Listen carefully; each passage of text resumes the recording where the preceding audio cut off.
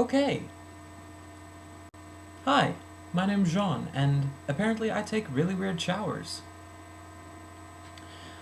Well, most of you probably know where that was from. That was my little homage to Psycho by Alfred Hitchcock. It's an awesome movie. If you haven't watched it, you should. If you haven't watched the TV series, The Bates Motel, you should watch that as well. Excellent. As you can tell, today I am embracing the darkness. The darkness. And it just so happens that our book and music pairing this week goes right along those lines. So, without further ado, let's check out the pairing.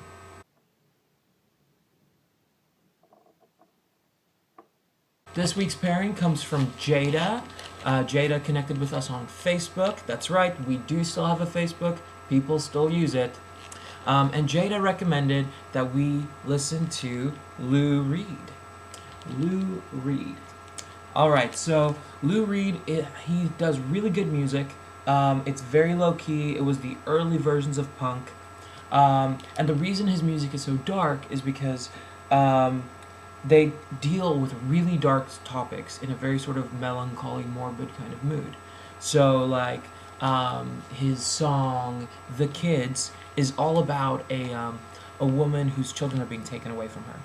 His song "The Bed" is about a guy whose wife has committed suicide, and he has to this is the bed where we made love, but it's also the bed where she killed herself. So his stuff is really really morbid, and to go with that, but it's so low key that it doesn't intrude when you're reading. Some music demands that you stop what you're doing and just listen to it. Lou Reed doesn't, except for when he does. But on that album, he doesn't. So, the book that goes with is this one, which I've taken off my dust jacket, but it is The Night Circus by Erin Morgenstern. It's a really great book, highly recommended. It's got magic, and it's got magicians, and it's got circuses, and it's got like plots involving children, and it's wonderful.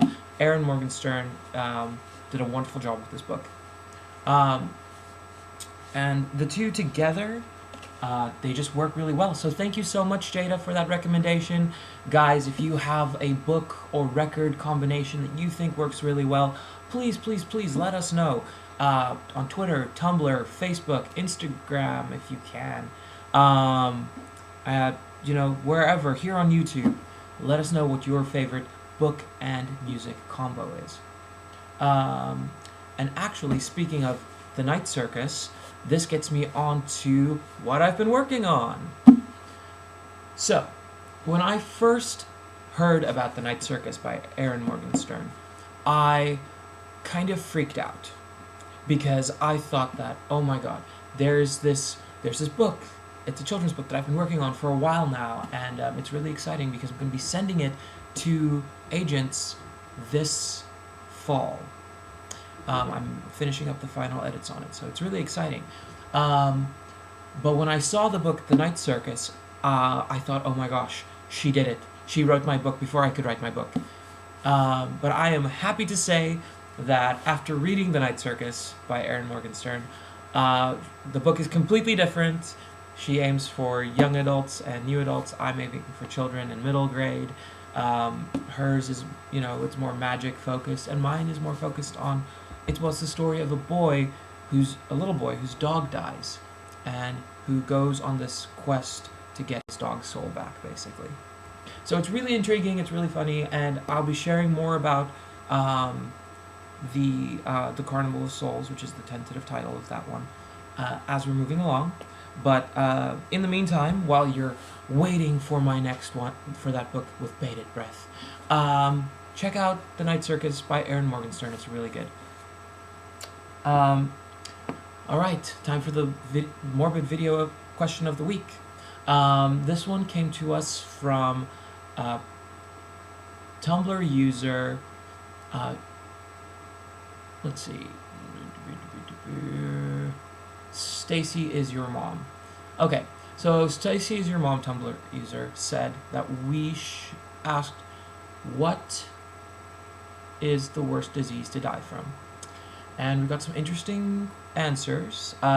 I said that the worst disease to die from was probably plague, because you'd be walking around with this thing on your neck, and it'd be getting bigger and bigger, and you're sick, and you're stumbling like a zombie through the streets, and then at some point it just explodes on everybody like around you, and then you give it to them, and then sometimes people would have these like bulbules like explode, and they would still live. They would still be alive. Like they'd have this massive wound, but they would keep going, and then they would grow more, and those would explode, and it was horrible. I definitely want to write a book about the plague years. That's on my list of things to do. But anyway, our best answer came from Twitter, and that one came from Marie Sanchez Lopez. There's a little thing, so Marie Sanchez Lopez, and she said that the worst way to die is syphilis, because it actually eats away the insides of your bones, and actually like it's like termites in wood, but on your bones, and it's like, and I've seen some like skulls that had been eaten by syphilis from like the 1700s, and they're so like they're pretty, they're really really pretty, but they're also like freaky because it looks like worms have just like dug into your. Anyway, well, that's enough from happy thoughts from me to this week. Our morbid question for next week comes from Dan the Man Stan Ran on Tumblr, and he asks